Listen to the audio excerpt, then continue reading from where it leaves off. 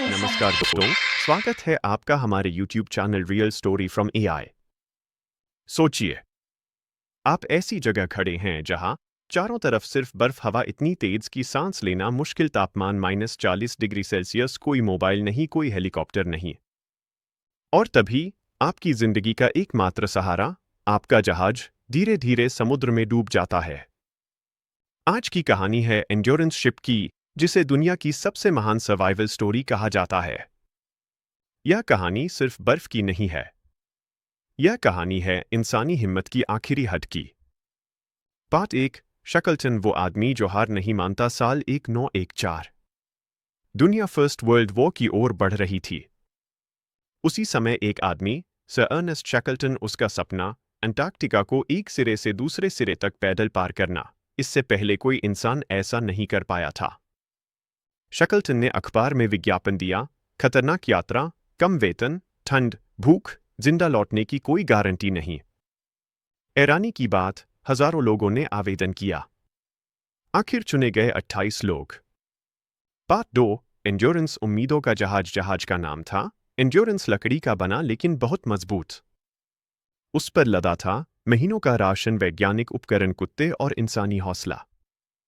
अगस्त 1914 में जहाज अंटार्कटिका की ओर रवाना हुआ। सबको लग रहा था हम इतिहास बनाने जा रहे हैं।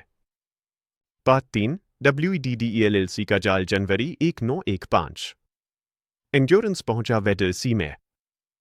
अचानक समुद्र जमने लगा, बर्फ की मोटी परतें, जहाज रुक गया। शुरुआत में सबको लगा कुछ दिन में बर्फ पिघल जाएगी, लेकिन दिन बीते, हफ्ते बीते, महीने बीते। जहाज पूरी तरह बर्फ का कैदी बन चुका था। अब वे अंटार्कटिका में फंस चुके थे। पार्ट 4, अंधेरी सर्द रातें। अंटार्कटिका में महीनों तक सूरज नहीं निकलता। चारों तरफ अंधेरा, भयानक सन्नाटा। टीम मानसिक रूप से टूट सकती थी। लेकिन शकलटन जानता था, डर सबसे बड़ा दुश्मन है। इसलिए रोज रूटीन, खेल, मजाक, कहानी सुनाना वह सबको व्यस्त रखता था। पार्ट 5, जब एंड्योरेंस मर गया। अक्टूबर 1915। बर्फ का दबाव असहनीय हो गया। जहाज से आवाजें, कड़क, चरमर, लकड़ी टूटने लगी। पानी अंदर घुस आया। शकलटन चिल्लाया, अबैंडन द शिप। कुछ ही दिनों में एंड्योरेंस पूरी तरह डूब गया। अब 28 लोग बर्फ के रेगिस्तान में, बिना जहाज, बिना मदद। Part 6, ice camp. बर्फ पर जिंदगी अब उनका घर था, बर्फ पर बना कैंप। खाना, सील, पेंगुइन, ईंधन, जानवरों की चर्बी, तापमान -40 डिग्री सेल्सियस। वे दिन गिनते थे। हर दिन जिंदा रहना एक जीत थी। 497 दिन वे इसी हालत में रहे। पार्ट 7, छोटी नावों में मौत की सवारी। जब बर्फ टूटने लगी, शकलटन ने कहा, अब या तो समुद्र या मौत। 3 छोटी नावें, जेम्स के, डडली डॉकस, टेंकॉम विल्स। खुले समुद्र में उतरना खुदकुशी जैसा था, लेकिन कोई और रास्ता नहीं था। Part 8, elephant island. उम्मीद की आखिरी ज़मीन। कई दिनों बाद वे पहुंचे एलिफेंट आइलैंड। कम से कम ज़मीन मिली, लेकिन कोई इंसान नहीं, कोई जहाज नहीं।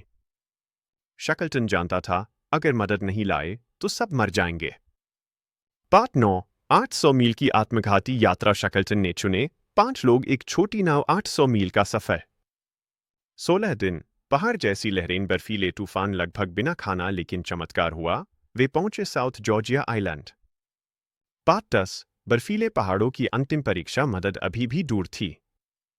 शकलटन और 2 साथी, बिना नक्शा, बिना उपकरण, पूरे आइलैंड को पैदल पार किया। 36 घंटे बिना सोए चलते रहे, और आखिर मदद मिल गई।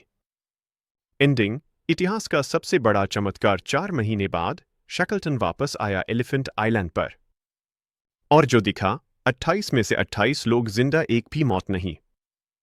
इसलिए एंड्योरेंस की कहानी कहलाती है, जहां इंसान ने हार मानने से मना कर दिया।